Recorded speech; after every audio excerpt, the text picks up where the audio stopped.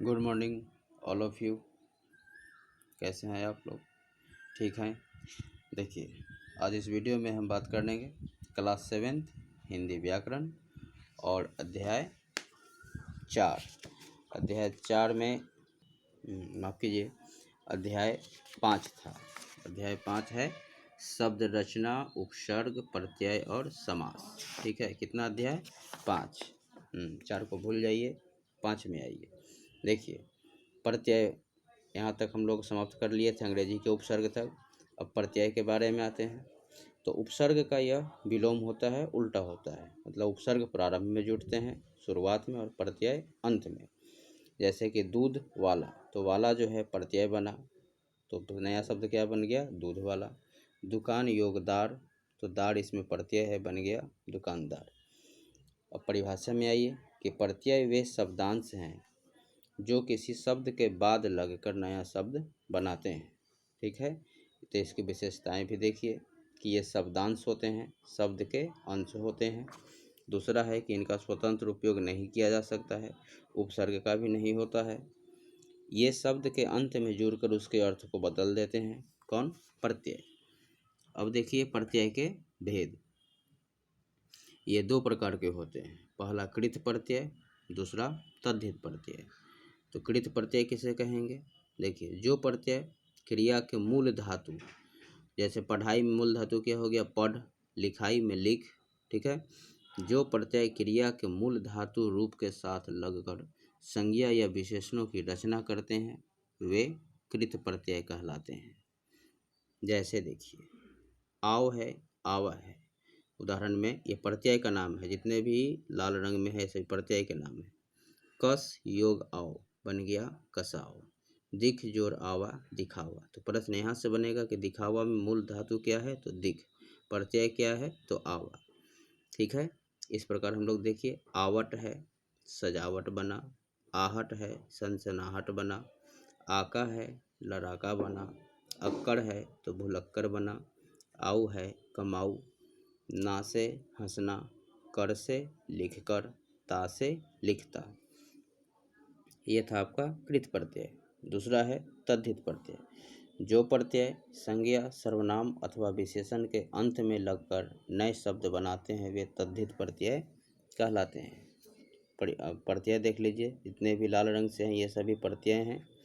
जैसे भूख में आ जुटा, आ प्रत्यय, तो क्या बना? भूखा।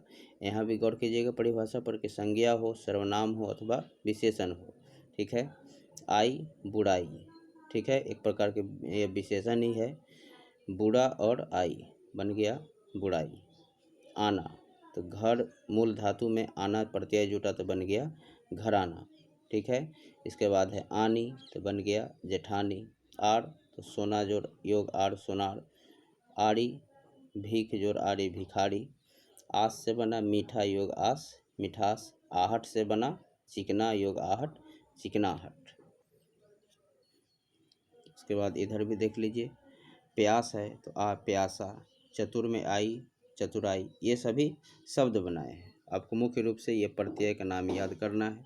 ठीक है, ऊपर कृत प्रत्यय के इतने हैं, इधर ये सब शब्द ही बने हुए हैं। ठीक है, आगे देखते हैं हम लोग। देखिए, प्रत्यय के सब तद्धित प्रत्यय का है, पेज पलटे तो भूल नहीं जाइएगा। इक है समाज यौगिक, सामाजिक। इया दुखी या दुखिया। इला चमक जोड़ इला, चमकीला। कार से कथा जोड़ कार, कथाकार। गुना से 100 गुना। दार से ईमानदार। उसके बाद है पन से बच्चा योग पन, बचपन। वाला से रिक्शा योग वाला, रिक्शा वाला। वहाँ से 5 योग वा, पाँचवा। तया से सामान्यतया। तो यहाँ पर आप लोग का ये प्रत्यय समाप्त होता है। ठीक है, आप लोग याद कीजिएगा, और मैं शब्दों को दिखा दे रहा हूँ। ठीक है, अब अगला है हम लोग का समास। ठीक है, समास का समास मैं आपको वीडियो वर्क में भी दिखा दूंगा। फिलहाल पाठ्य पुस्तक में देख लीजिए कि समास का मुख्य अर्थ होता है क्या चीज़? संक्षेपण, मतलब छोटा। ठीक है, और समास से संबंधित दो हम लोग को टॉपिक याद करने हैं, एक समासिक पद और एक समासिक विग्रह। तो और उसके पहले आप लोग जान लीजिए विभक्ति, कि कारक के चिन्ह को विभक्ति कहते हैं, और इसके परिभाषा में भी आपको जब दिखाया जाएगा तो वहाँ पर आपको विभक्ति से सामना करना होगा। देखिए जैसे माता और पिता है तो माता पिता बन गए, बीच में जो और है वह विलुप्त हो गया। तो विलुप्त होने का कारण क्या है? क्योंकि यह सामासिक प्रक्रिया से गुजर रहा है। माता और पिता, बीच में संयोजक चिन्ह आया। राजा का महल, यहाँ पर जो का आया यही विभक्ति है, कारक का चिन्ह है। तो दो पद आपस में जुड़ जाते हैं और बीच के विभक्ति को छोड़ देते हैं तो उसे हम समास कहते हैं। देखिए दो या दो से अधिक पदों के बीच के विभक्ति अथवा योजक पदों को हटाकर एक नया शब्द बनाने की प्रक्रिया ही समास कहलाती है। जैसे पुरुषों में उत्तम, पुरुषोत्तम, तो यहाँ पर में है अधिकरण कारक और कारक के चिन्ह को विभक्ति कहते हैं। यह में यहाँ से हटा और पुरुषो उत्तम जुटकर पुरुषोत्तम बना, तो ये समासिक पद हुआ और यह समासिक विग्रह हुआ। जिसमें विभक्ति लगेगा वह विग्रह होगा और जो विभक्ति हट जाएगा और जब वह जुटेगा तो उसे समासिक पद कहेंगे। ठीक है। जैसे नीलकमल, नीला है जो कमल, तो समस्त पद में है नीलकमल और विग्रह में नीला है जो कमल। और शोकाकुल में शोकाकुल हुआ समस्त पद और शोक से आकुल समासिक विग्रह। ठीक है। उसके बाद एक है इसमें पूर्व पद और उत्तर पद, ये सब आपको जानकारी रखना होगा क्योंकि आगे ये सब पढ़ना है। समस्त पद में मुख्यतः दो पद होते हैं। इनमें से पहले पद को पूर्व पद, पहले वाला पद, तथा दूसरे पद को उत्तर पद अर्थात बाद वाला पद कहते हैं।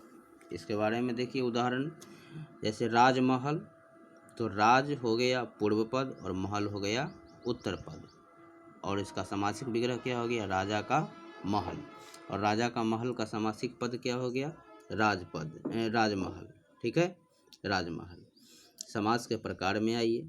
समास के प्रकार 6 प्रकार के होते हैं। कितने प्रकार के? 6 प्रकार के। तत्पुरुष, कर्मधारय, द्विगु, अव्ययी, द्वंद्व और बहुव्रीहि। और एक अन्य समास नई भी होता है, फिलहाल आप लोग 6 ही देख लीजिए। ठीक है। तत्पुरुष समास में है कि जिस समास में दूसरा पद प्रधान हो और समस्त पद में कारक चिन्ह का लोप हो उसे तत्पुरुष समास कहते हैं। मैं आपको नेक्स्ट वीडियो में, ठीक है, ये सभी समासों का व्याख्या जो है व्याख्या करके ही दिखाऊंगा और उसके बाद फिर हम लोग पाठ्य पुस्तक पढ़ाएंगे। ठीक है, तब तक के लिए इतना ही। मिलते हैं नेक्स्ट वीडियो में। धन्यवाद।